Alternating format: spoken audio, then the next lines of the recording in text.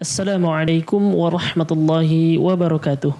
Innal hamdalillah nahmaduhu wa nasta'inuhu wa nastaghfiruh wa na'udzu billahi min shururi anfusina wa min sayyiati a'malina. May yahdihillahu fala mudilla lahu wa may yudlil fala hadiyalah.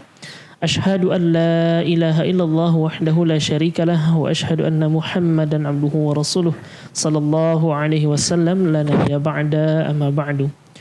Puji syukur kehadirat Allah Subhanahu wa taala yang telah melimpahkan rahmat, hidayah serta nikmat-Nya kepada kita semua. Salawat beserta salam marilah kita mohonkan kepada Allah Subhanahu wa taala agar selalu tercurah kepada nabi kita Nabi Muhammad sallallahu alaihi wasallam. Allahumma shalli ala Muhammad wa ala ali Muhammad. Pemirsa Surah TV dan Radio DFM dimanapun berada, alhamdulillahirabbil alamin, di malam hari ini di 7 Rabiul Awal 1443 Hijriah bertepatan dengan 13 Oktober 2021, kembali kita dalam program pembahasan kitab Riyadhus Shalihin yang mana alhamdulillah pada malam hari ini insyaallah kita masih dalam bab tidak berlebihan dalam ketaatan bagian kelima.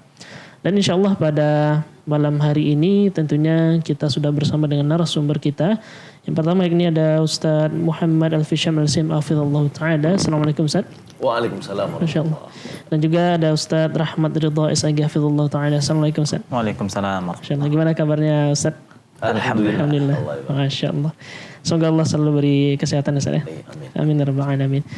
Baik pemirsa rahmat Allah SWT, insyaallah setelah kita pembahasan malam hari ini tentunya akan ada sesi tanya jawab di akhir nanti. Dan bagi pemirsa yang ingin menelpon bisa ke 0811 669 3338, 0811 669 3338 atau ke pesan WhatsApp 0811 669 3332.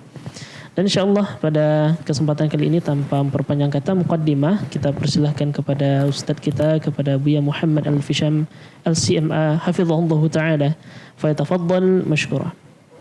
Baik. Bismillahirrahmanirrahim.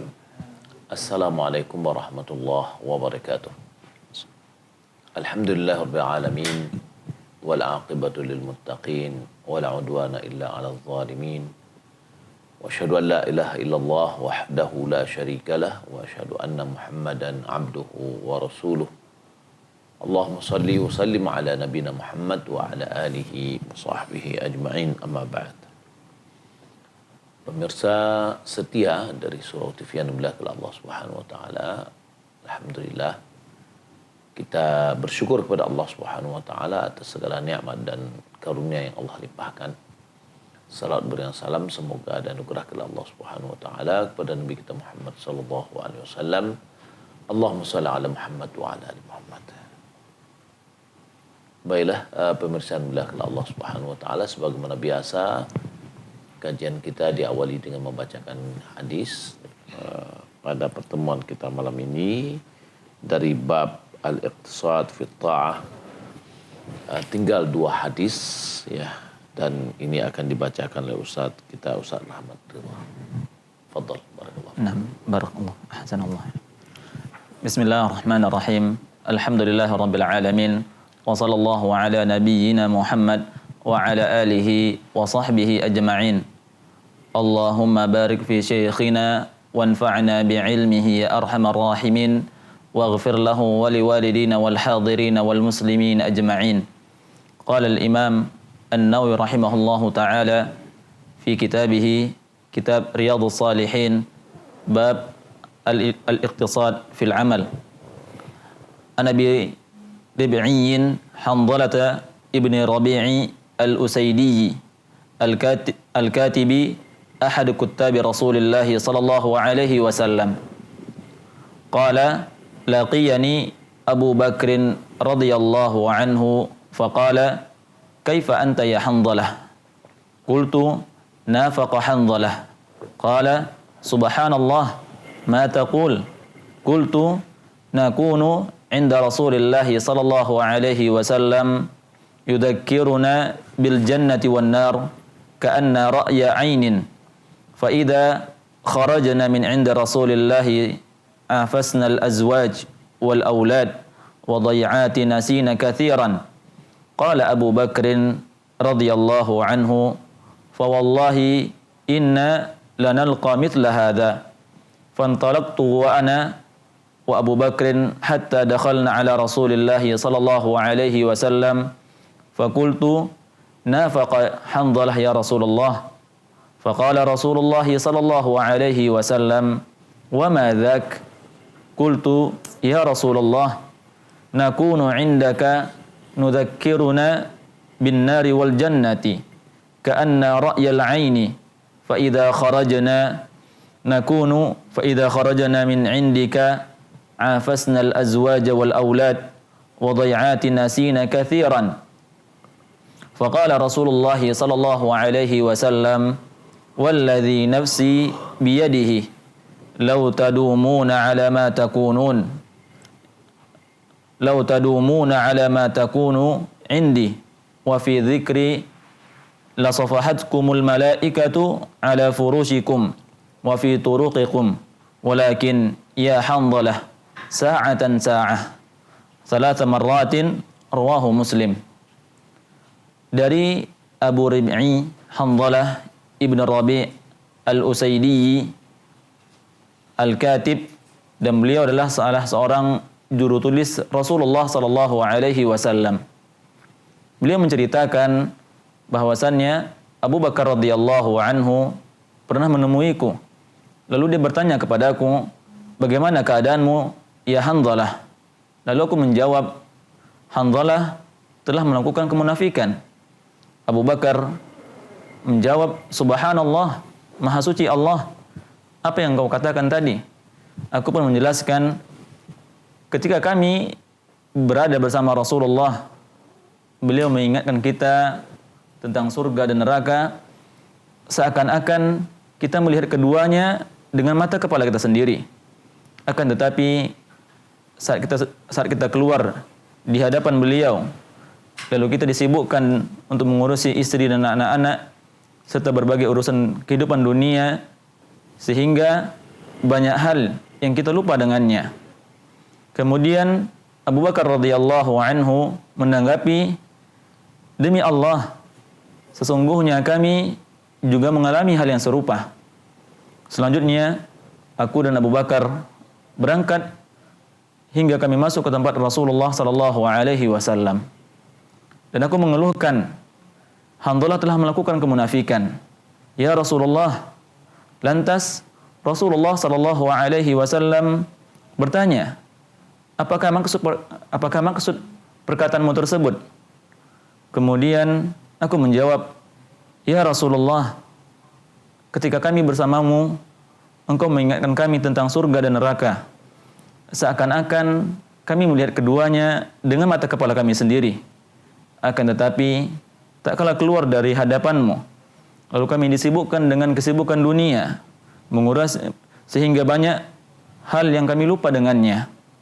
Maka Nabi SAW bersabda, demi Rabb yang jiwaku berada di tangannya, andai kata kalian tetap seperti keadaan kalian di hadapanku dan selalu mengingat kepadanya, niscaya para malaikat pun akan menjabat tangan kalian di tempat-tempat tidur kalian dan di jalan-jalan kalian.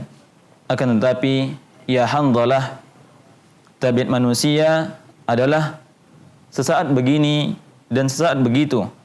Dan beliau mengucapkannya sebanyak 3 kali. Hadis ini diriwayatkan oleh Imam Muslim. Alhamdulillah. Pemirsa kalau Allah Subhanahu wa taala, dari hadis yang kita dengar tadi,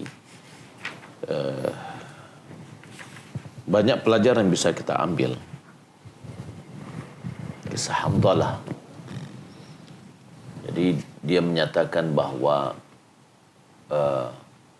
kita lah misalkan ketika kita berada di majlis ilmu, dalam sedang pengajian, rasa khusyuk, rasa kesadaran itu datang semua. Nah, kemudian tapi setelah baru keluar dari pintu masjid di pengajian, lupa dari apa yang telah kita pelajari. Lupa semuanya, sibuk dengan dunia, sibuk dengan anak dan istri dan seterusnya. Maka melihat pertimbangan ini, Hanzalah dia mengatakan, kalau begitu Hanzalah, sekarang saya berarti sudah munafik nih. Di sini berubah, di situ berubah. Ya. Lalu kata Nabi SAW, kalau seandainya kalian selalu melakukan bersikap seperti kalian ada di hadapanku, pasti malaikat akan berjabat tangan dengan kalian. Pasti malaikat akan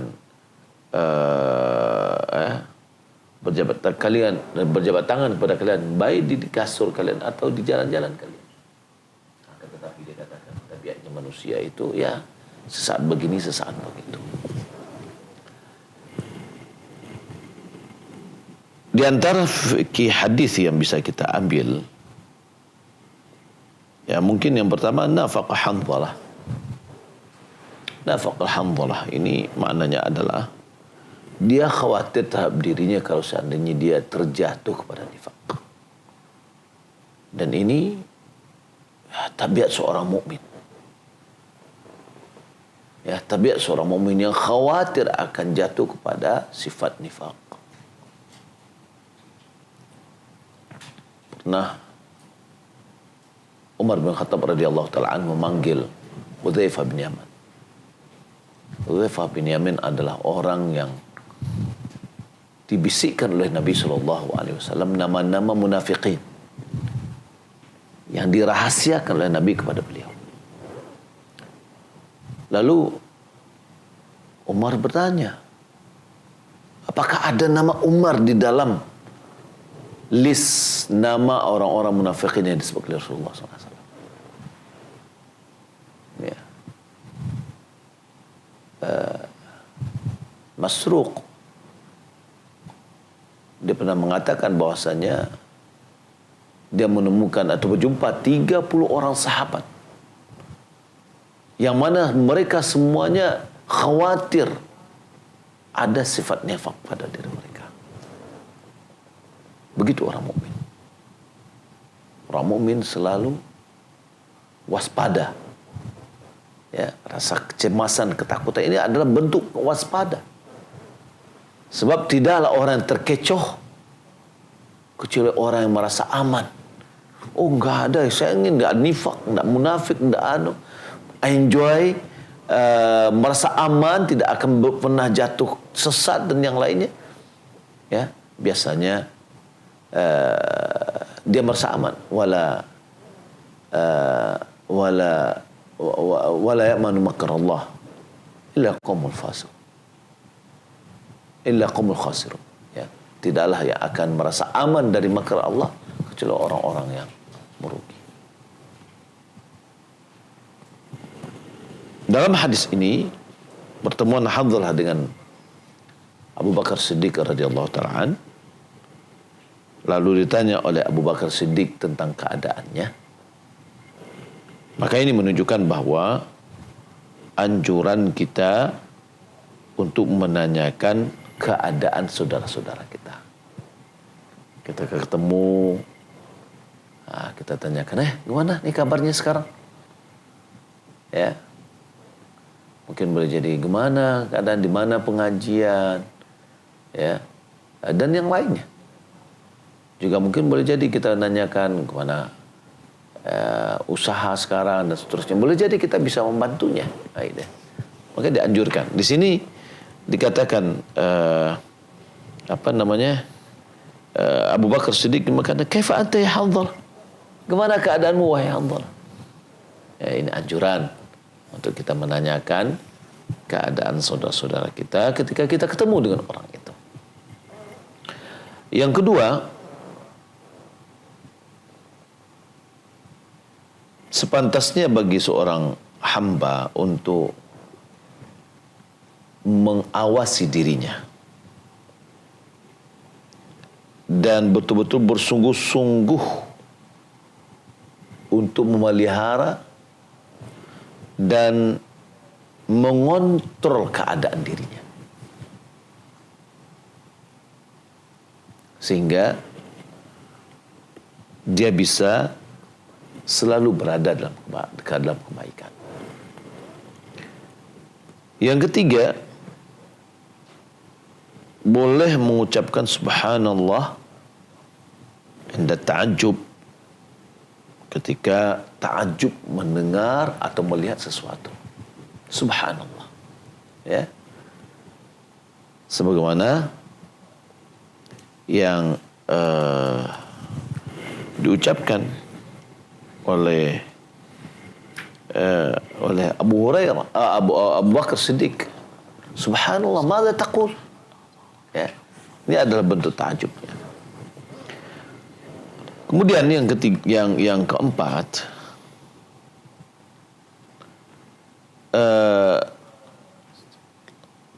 dorongan seorang alim untuk melembutkan hati-hati sahabat-sahabatnya dan mengingatkan mereka dengan sesuatu yang bisa mensucikan diri mereka. Nah, dari mana kita ambil? Ya, dari pesan-pesan nasihat. Ya, ketika kita berada dengan dengan Rasulullah SAW, Rasulullah mengingatkan kita surga, mengingatkan kita dari api neraka, seakan-akan surga dan neraka itu di hadapan mata. Ini menunjukkan adalah perlu nasihat, melembutkan hati. Ya. Kemudian yang kelima, sepatah sebagai seorang alim atau seorang guru, hendaklah dia itu bijak di dalam menyelesaikan suatu perkara. Hendaklah dia bijak. Jangan ceroboh, jangan tergesa-gesa. Hendaklah dengan cara yang bijaksana. Nah, di sini pentingnya orang yang berdakwah itu harus punya sifat bijak. Yang biasanya itu adalah di akhir. Setelah dia berdakwah, akan terjadi komplain dari orang mendengar. Nah, bagaimana kita? Atau ada yang mendebat kita. Apakah kita mau marah kepada dia? Atau kita menyikapinya dengan bijaksana? Nah ini, ya, sebagaimana Nabi SAW menyikapi mereka atau hantalah dengan bijaksana. Kemudian dari hadis ini juga menunjukkan kepada kita dunia itu menyibukkan hamba dari akhirat. Ya, disebutkan di sini, ya, yakni afasnal azwaj wal aulad wal dayi'at. Yani kita memperbaiki atau kita bersenda gurau dengan istri dan anak-anak. Dayi'at yaitu perkara-perkara kehidupan mencari pencarian, mata pencarian. Ya, mata pencarian.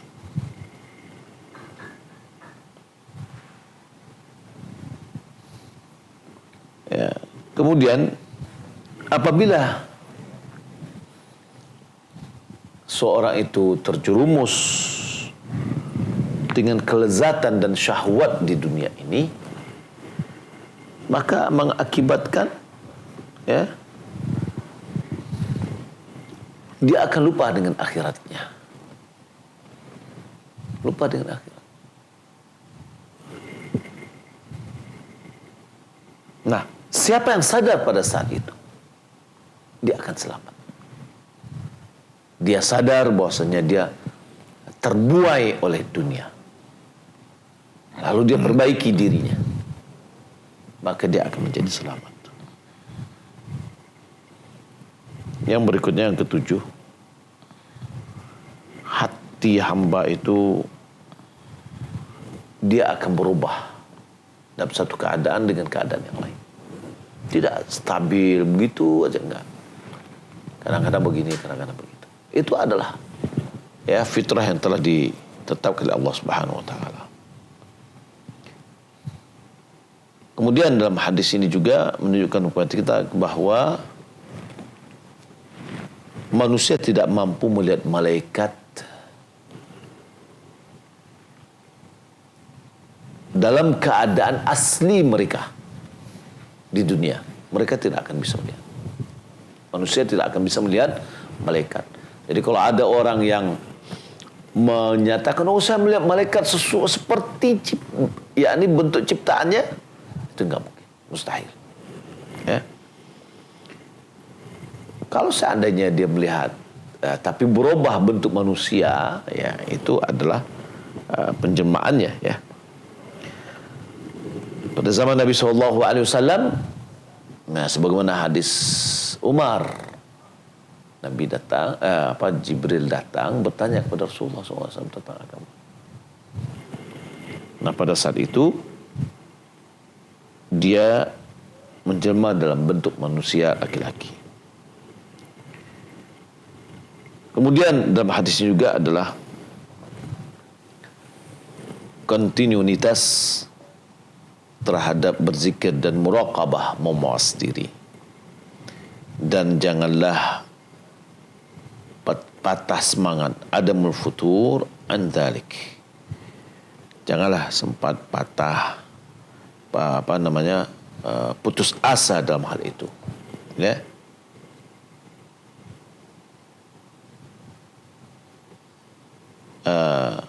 Maaf. Maksudnya di sini adalah ad-dawamu 'ala dzikr wal muraqabah. Selalu berzikir, selalu bermuraqabah. Kemudian tidak pernah putus asa di dalam beribadah, atau tidak pernah kendur semangat dan beribadah. Itu adalah khawas, kekhususan para malaikat. Ya. Malaikat yang bisa seperti itu, yang tidak pernah jemu-jemu dalam beribadah, yang tidak pernah berjemu-jemu dalam berzikir. Hanya malaikat. Adapun manusia memiliki keterbatasan. Kemudian orang yang berakal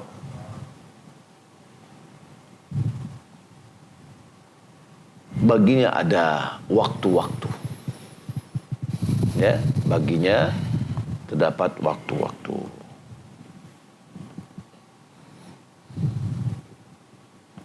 Ada waktu dia untuk bermunajat kepada Rabb-Nya. Ada waktu dia untuk muhasabah dirinya, menghitung-hitung dirinya.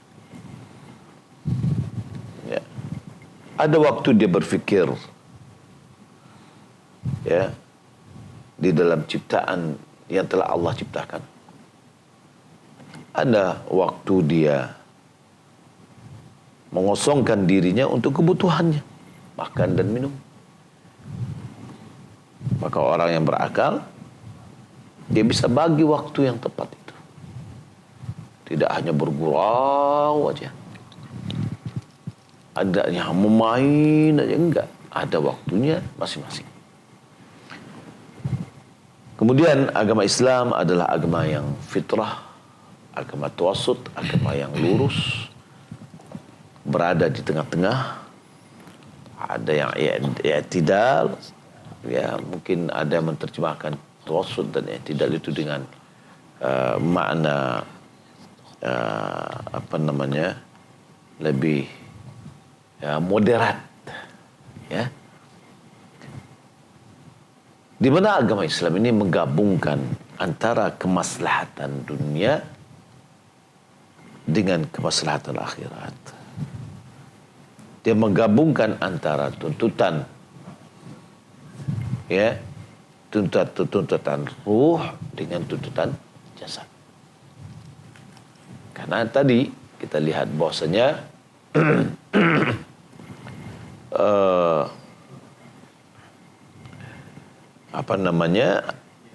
manusia tidak akan mungkin dia stabil di atas ibadahnya terus menerus seperti itu. Tapi ada saatnya begini dan saatnya begitu. Wallahu ta'ala alam. Ahsanallahu ilaikum.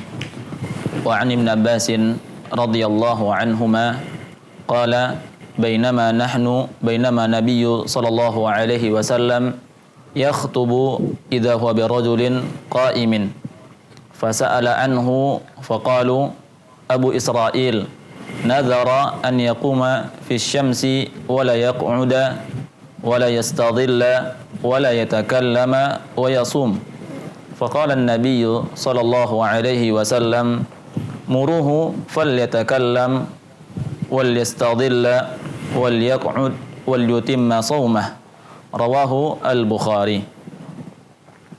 Dari Ibnu Abbas radhiyallahu anhuma yang mana beliau menceritakan pada waktu Nabi sallallahu alaihi wasallam sedang berkhutbah, terlihat seorang laki-laki yang tengah berdiri. Lalu beliau menanyakan perihal orang tersebut, maka para sahabat memberitahukan bahwasannya dia, yaitu laki-laki tersebut adalah Abu Israil, yang mana beliau sedang bernazar untuk berdiri di bawah terik matahari dan beliau tidak duduk, tidak berteduh dan tidak pula berbicara, sedangkan dia dalam keadaan berpuasa. Maka Nabi SAW bersabda, suruhlah dia agar berbicara, berteduh, duduk dan menyempurnakan puasanya. Hadis Al-Bukhari. Nah, hadis yang terakhir ini dalam bab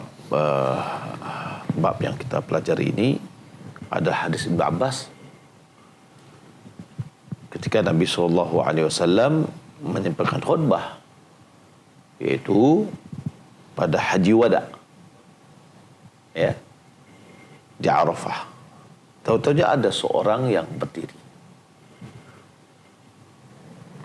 Lalu beliau tanya tentang orang ini, kenapa dia berdiri begitu aja?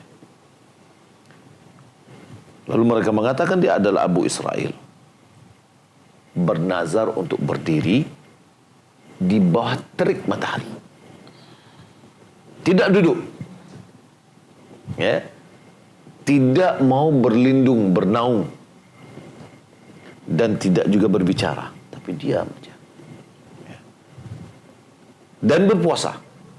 Wah, ini berpuasa, enggak berbicara, enggak mau berteduh, ya. Apa kata Nabi SAW? Muruhu, perintahkan kepada dia untuk berbicara. Wal yastadhilla, suruh dia untuk bernaung di tempat yang teduh.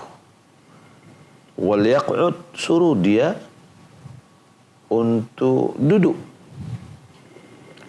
Wal yutimma saumahu, suruh kepada dia untuk melanjutkan puasanya. Fikih hadis ini menunjukkan kepada kita bahwa bernazar untuk diam, tidak berbicara, itu tidaklah merupakan pendekatan diri di dalam syariat Islam. Itu bukan ibadah. Bernazar untuk tidak berbicara itu bukan pendekatan diri atau ibadah yang bisa dijadikan pendekatan diri kepada Allah. Makanya Nabi suruh dia berbicara, karena tidak ada pahala. Yang kedua, Allah tidak menerima sebuah amalan yang tidak disyariatkannya dan tidak diizinkannya dan tidak dijadikannya sebagai sesuatu yang bisa mendekatkan diri kepada Allah. Allah tidak akan terima. Ya. Apabila amal itu tidak disyaratkan, tidak diizinkan, dan tidak menjadi nilai pendekatan diri. Yang ketiga, setiap sesuatu yang menyakiti manusia, ya,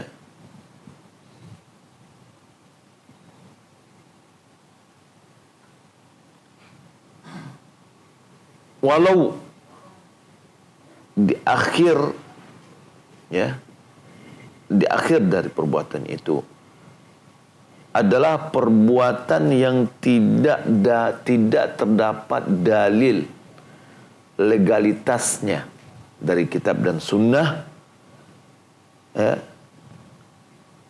maka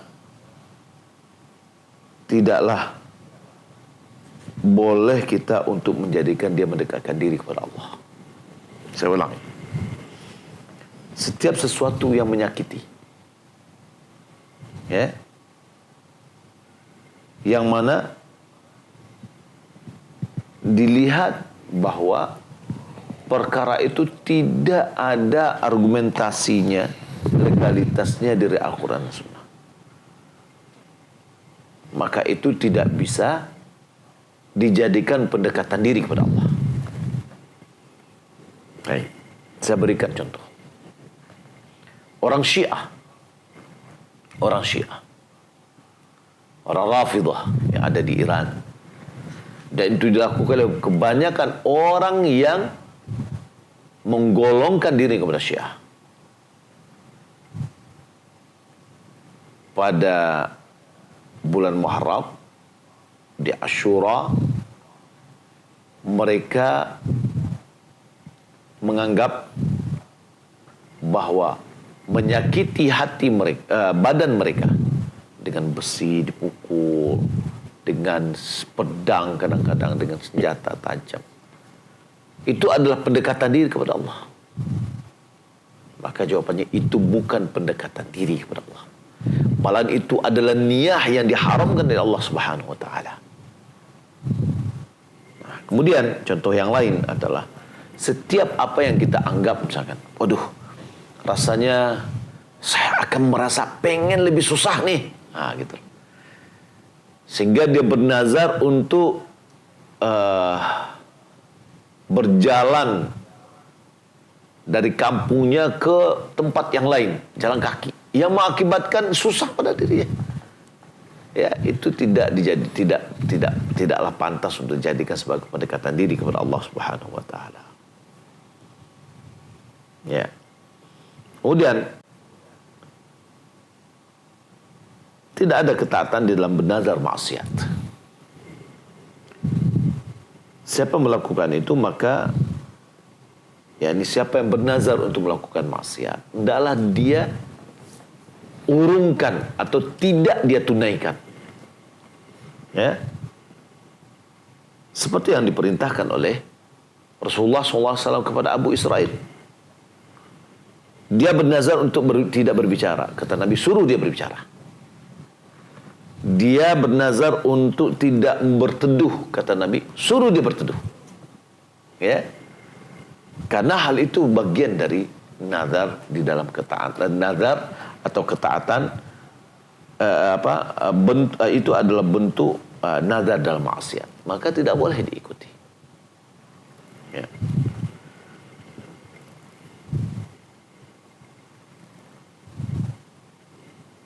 Kemudian dalam hadis ini juga bolehnya kita bertanya tentang kondisi orang yang kita tidak tahu. Ya. Maksudnya apa? Ada orang mendapatkan informasi, perlu kita tanya, siapa dia? Siapa namanya, dia dari mana, apa kerjanya, ya.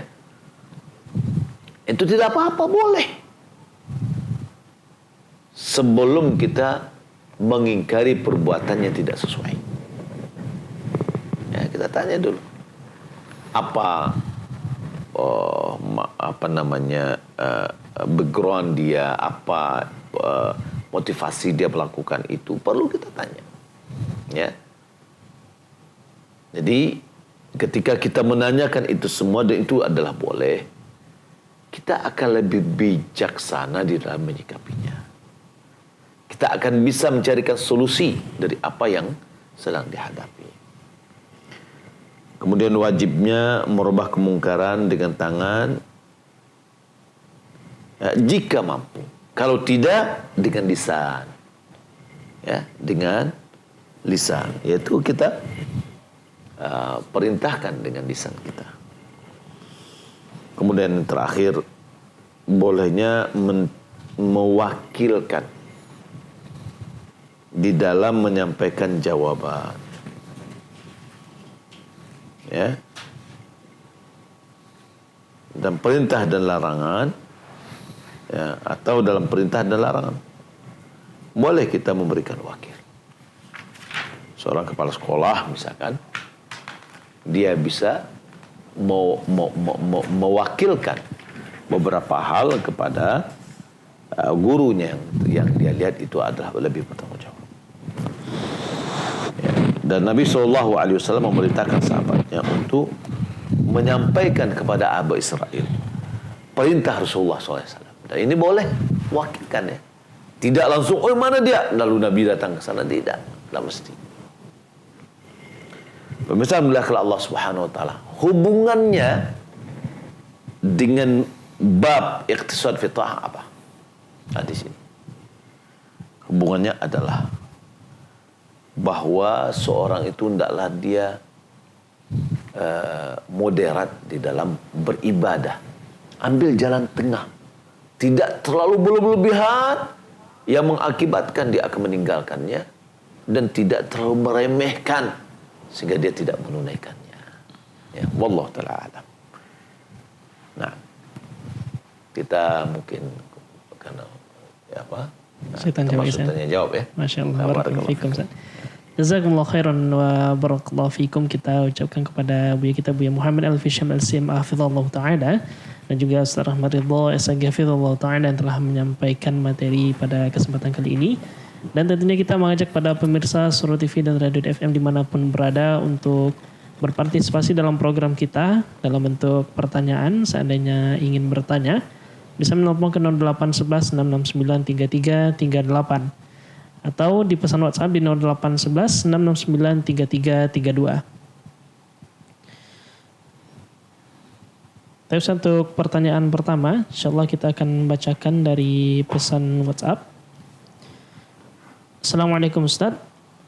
Ustaz, suami ana bekerja di perusahaan yang membolehkan koperasi, Ustaz. Dan di koperasi tersebut mengambil bunga 1%. Bagaimana itu Ustaz? Sedangkan suami ana bekerja di bagian itu. Mohon penjelasan Ustaz dari hamba Allah, Ustaz. Iya.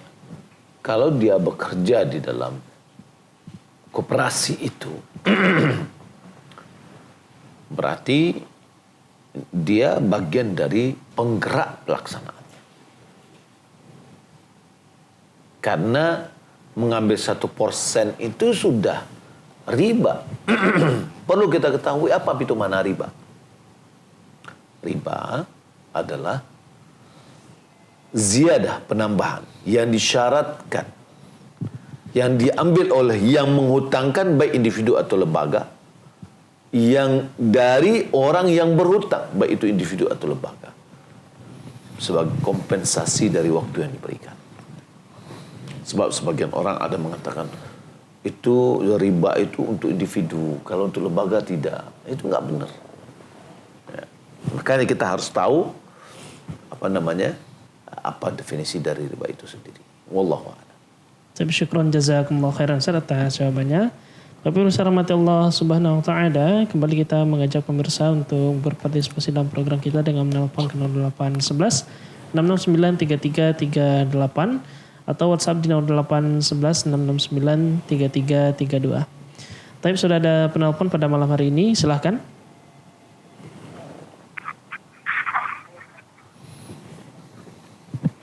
Baik, dengan siapa dan di mana?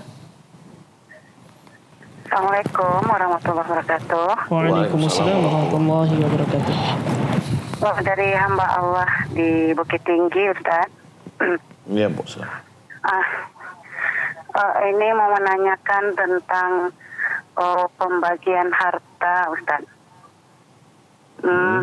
Yang mana suami istri sudah bercerai resmi. Nah, jadi suami ada membawa harta dan istri juga ada membawa harta. Jadi sang istri mau menjual sebidang tanah yang dimilikinya, terus tapi komunikasi sama mantan suami tidak ada lagi. Terus bagaimana cara pembagian harta tersebut, Ustaz? Baik, Ya. cukup pertanyaannya, Bu. Bagaimana apakah boleh harta yang dipegang oleh istri ini untuk dijual terus dinikmati, tidak dibagi, dinikmati sendiri oleh istrinya? Baik. Syukran, Bu, atas pertanyaannya. Nah, itu saja Ustaz. Ya. Terima kasih atas penjelasan Ustaz. Assalamualaikum warahmatullahi wabarakatuh. Waalaikumsalam warahmatullahi wabarakatuh. Ini terkait harta ya, Ustaz ya? Terkait dengan Kalau harta. pacah kongsi. Ya. Jadi begini, Ibu yang dimuliakan Allah Subhanahu wa taala. Masing-masing dari kita punya hak terhadap hartanya. Suami punya hak, suami punya harta dan itu hak dia. Istri punya harta dan itu ada hak dia. Kalau seandainya harta suami diklaim oleh istri dan itu suami tidak ridha, tidak boleh. Ya, tidak boleh. Maka oleh karena itu harus dipertegas. Mana yang dijadikan harta istri, mana harta suami. Harta suami dia bawa. Ya, tidak bisa langsung klak itu adalah milik istri. Enggak. Ya, harta istri adalah apa yang dia bawa. Jadi dari pertanyaan ibu tadi, ya berarti harta suami yang ditinggalkan karena dia keluar dari rumah itu menjadi hak miliknya istri, tidak. Harus didudukkan dulu. Ya. Sebab selama si istri bersuami istri, status suami istri, ada kewajiban-kewajiban suami yang akan diberikan atau hak istri yang harus ditunaikan oleh suami. Ya, selama itu sudah ditunaikan, maka yang lain dari harta-hartanya harus kita kembalikan kepada pemiliknya, kecuali dia ridhoi. Kalau sudah dia ridhoi, selesai sudah permasalahannya. Wallahu a'lam. Barakallahu fikum, Ustaz, jazakumullah khairan atas jawaban dari pertanyaan dari Ibu hamba Allah di Bukit Tinggi. Baik, pertanyaan selanjutnya kita bacakan dari WhatsApp terlebih dahulu, Ustaz. Assalamualaikum, Ustaz. Saya Muiz dari Ambon, Maluku, ingin bertanya. Merindukan ganjaran nikmat surga atau takut siksaan neraka, apakah dapat menghapus keikhlasan dalam beramal ibadah, Ustaz? Terima kasih, Ustaz. Mohon jawabannya. Wassalamualaikum warahmatullahi wabarakatuh. Tidak akan menghapus. Malah itu adalah motivasi untuk berikhlas. Motivasi untuk mengikhlaskan amalan kita. Karena ikhlas itu adalah memurnikan ibadah hanya untuk Allah, tidak kepada manusia. Tidak ingin dipuji, disanjung, dilihat. Tapi dia beribadah hanya karena Allah. Kemudian Allah dan Rasul sudah menjanjikan orang-orang melakukan ini dapatnya. Orang-orang melakukan ini dapatnya. Maka itu hanya sebatas motivasi. Ya. Wallahu a'lam.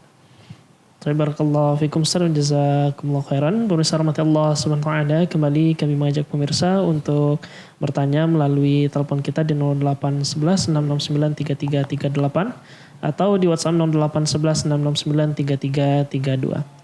Baik, kita angkat penelpon selanjutnya, silahkan.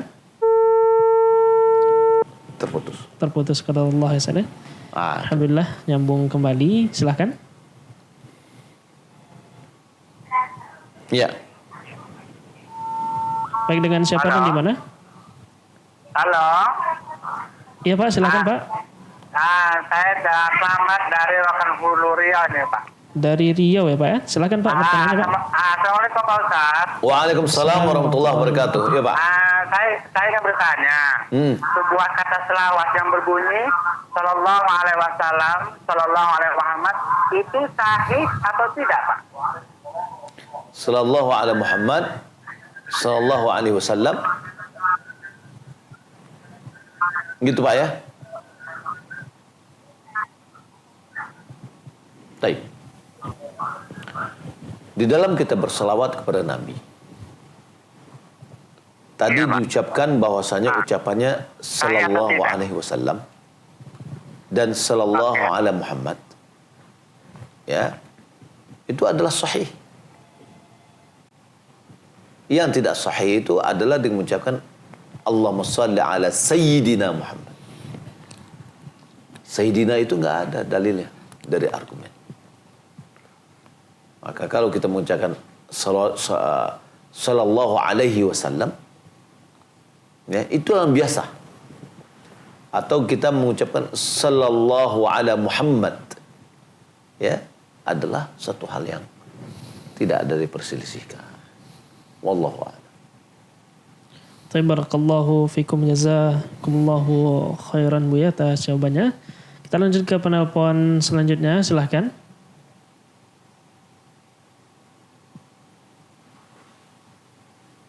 Qadarullah masih belum tersambung sepertinya, Ustaz. Ya. Kita bacakan dari WhatsApp terlebih dahulu, Ustaz. Buya mau tanya tentang Hawdalah bin Ar-Rabi. Di kitab ini dibikin juru tulis Rasulullah. Maksudnya juru tulis itu apa ya, Buya? Apa yang ditulisnya? Ya, juru tulis itu adalah di antaranya juru tulis wahyu. Nabi memiliki orang-orang tertentu yang menuliskan wahyu Rasul. Ketika datang wahyu kepada Rasulullah, maka ada yang menulisnya di atas batu, menulisnya di atas kulit, menulisnya di atas tulang, ya. Supaya jangan lupa akan wahyu tersebut. Nah, ini maksudnya. Juru tulis itu adalah juru tulis wahyu. Nah. Barakallahu fikum atas jawabannya. Besar rahmat Allah Subhanahu wa taala, sebagaimana kami sampaikan, insyaallah kita masih membuka untuk 2 pertanyaan lagi. Silakan kepada pemirsa yang ingin bertanya bisa menelpon ke nomor kita di 0811 669 3338. Tafadhal yang menelpon. Nah. Ya. Assalamualaikum Ustaz. Waalaikumsalam warahmatullahi. Dengan siapa dan di mana, Ibu? Ini dari Ibu yang di Bukit Tinggi tadi, Ustaz. Iya, Bu. Suami yang berpisah sama istri tadi, Ustaz. Sang suami sudah ini ada tiga bidang sawah, Ustaz. Yang 2 atas nama istri, surat-suratnya udah dibawa sama suami. Tinggal yang sama istrinya 1. Jadi yang 1 ini mau dijual, terus tapi komunikasi sama mantan suaminya tidak ada lagi, Ustaz. Iya. Itu saja. Jadi Ustaz. tidak ada lagi apa maksudnya? Tidak ada komunikasi, terputus. Suami dari mana? Jadi tidak ada komunikasi, Ustaz. Untuk membicarakan harta tadi. Ya. Yang dibawa suami 2 bidang surat atas 2 bidang tanah, itu atas nama istri. Yang tinggal sama istri 1 surat tanah. Ya. Ya. Yang membelinya pertama siapa, Bu? Uang siapa? Ini uang waktu berdua. Apakah sang istri bekerja atau tidak bekerja? Bekerja, Ustaz, tapi sebagai honorer di mengajar. Suaminya dagang. Oke. Bekerja, Ustaz. Iya. Baik. Makasih banyak, Ustaz. Sama-sama. Assalamualaikum warahmatullahi wabarakatuh. Waalaikumsalam warahmatullahi wabarakatuh. Ya.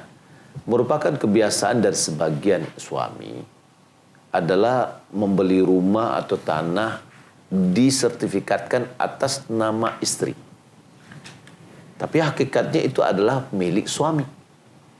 Karena itu hanya atas nama. Ya. Nah, jadi kalau secara hukum positifnya memang mengklaim itu bisa milik dia. Tapi pada hakikatnya itu adalah milik suami. Kalau seandainya antara suami dan istri bersepakat untuk membangun satu rumah atau membeli sebidang tanah dan harta bercampur di situ, maka kita sepakati berapa harta suami, berapa harta istri. Selama ini kan tidak. Terlepas atas nama siapanya, gitu loh. Boleh jadi sang suami dia sudah merelakan, wallahu a'lam. Ya, walaupun sertifikat yang dibawa oleh suami atas nama istri, mantan istri, ya, itu tidak merubah hakikat dari siapa yang punya, gitu loh. Hanya saja kalau dia mau menjual, pasti harus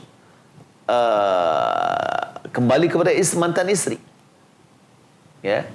Nah, maka dalam hal ini, kalau seandainya tanah tadi yang ditinggalkan oleh istri, kemudian mau dijual dan suami tidak tahu di mana lagi, atau mantan suami di mana dia posisinya, sudah dia biarkan itu, berarti ini menunjukkan, seakan-akan menunjukkan itu adalah sudah diberikan kepada istri. Wallahu a'lam. Baik, barakallahu fikum, jazakumullah khairan atas jawabannya. Baik, pemirsa rahmatullah subhanahu wa ta'ala, mungkin kita cukupkan untuk sesi tanya jawab pada kesempatan kali ini. Dan di akhir sesi ini kita kembali meminta Ustadz kita untuk menyampaikan kesimpulan dari pembahasan kita tadi kepada Ustadz. Fatafadhal mashkura. Ya, pemirsa belakang Allah subhanahu wa ta'ala, di penghujung dari pertemuan kita ini, dan ini adalah ujung dari bab ini, yaitu sederhana atau al-iqtisad fi ta'ah, yakni apa namanya ya, bersikap tengah di dalam ketaatan. Sebab kalau seandainya kita terjemahkan dia adalah apa namanya, sederhana, terkadang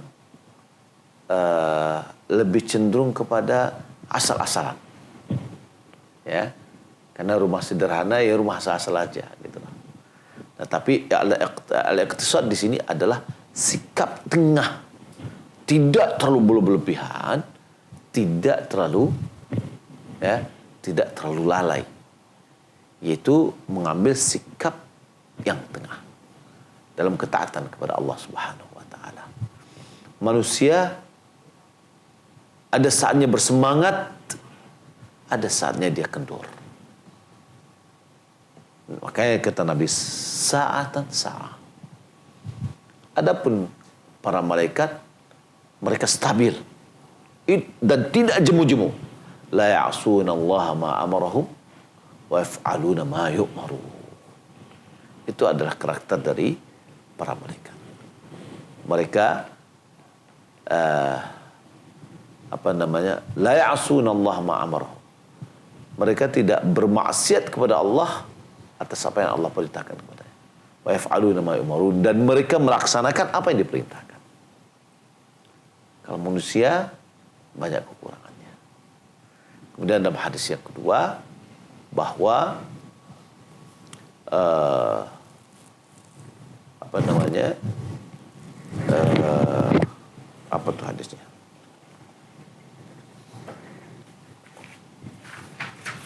Ya, tentang nadar.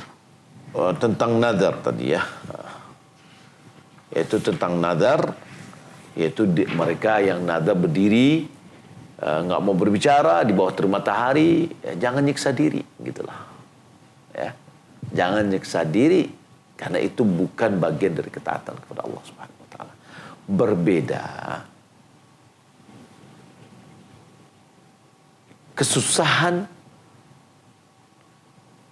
yang didapatkan oleh seseorang dari ketaatan yang telah disyariatkan, maka itu menjadi pahala dan diganti yang lebih baik oleh Allah dan bernilai di sisi Allah. Sebagai contoh,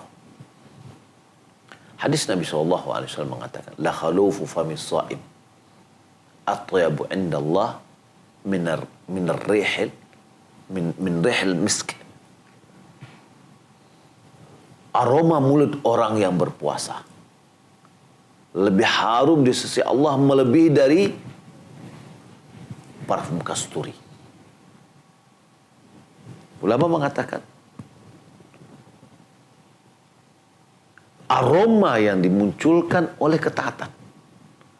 Dan aroma ini nggak sedap. Tapi karena ini adalah akibat dari ketaatan yang telah disyariatkan, dia mendapatkan nilai yang istimewa di sisi Allah. Yang kedua, contoh yang lainnya. Dalam surat At-Taubah, tentang orang yang berjihad di jalan Allah Subhanahu wa taala. Tidaklah mereka merasakan letih, merasakan lapar, merasakan haus, ya, yang dia rasakan di jalan Allah Subhanahu wa taala, kecuali semuanya itu akan ditulis sebagai amal soleh. Ya, letih lelahnya menjadi amal soleh. Letih lelah ini akibat apa? Akibat ketaatan. Ya. Nah, kalau orang ini enggak, dia menyiksa diri untuk menjadikan itu ada sebagai ketaatan kepada Allah, maka itu tidak ketaatan. Jadinya makanya Nabi SAW menyuruhnya untuk membatalkan. Dan puasa, karena puasa adalah bagian dari ibadah yang disyariatkan, Nabi tetap falyutimma shaumah. Hendaklah dia sempurnakan puasanya. Ya, ini itu yang benar, gitu loh. Adapun berdiri di bawah terik matahari, berdiri aja nggak mau duduk, ya, maka itu bukanlah sebuah ketaatan kepada Allah. Wallahu ta'ala alam. Insyaallah, barakallahu fikum, jazakumullah khairan. Kita ucapkan kepada guru kita Buya Muhammad Al-Fisham Rasim hafizallahu taala serta Ustaz Rahmat Ridho SAG hafizallahu taala yang telah menyampaikan materi pada malam hari ini. Semoga Allah SWT balas dengan pahala berlipat ganda.